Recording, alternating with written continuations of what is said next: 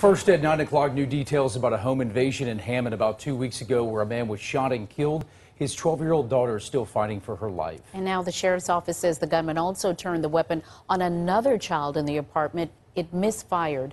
Fallon Brown has the new details. A father killed. A 12-year-old girl brutally shot multiple times. 3 suspects now behind bars.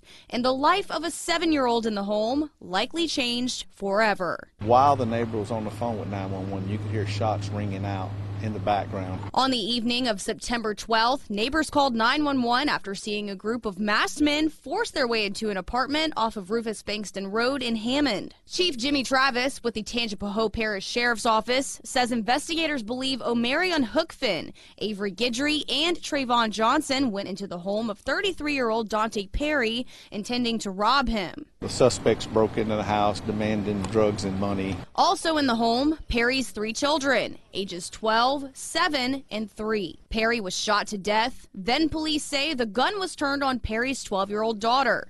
She was shot multiple times, including in the head. I feel like that the sole purpose of them shooting the 12-year-old was to actually, murder the 12-year-old because possibly the threat of the 12-year-old being a witness or being able to identify him or provide information. What we're learning now as new details emerge from the investigation is that the suspects also tried to murder Perry's 7-year-old son.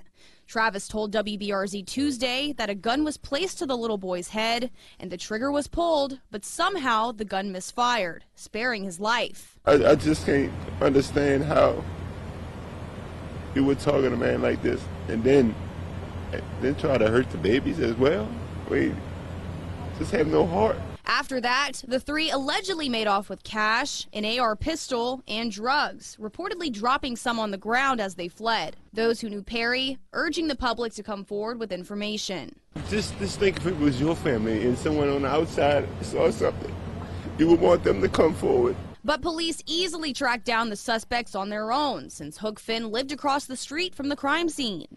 Then Guidry and Johnson were arrested by the end of the month. Fallon Brown, WBRZ News 2.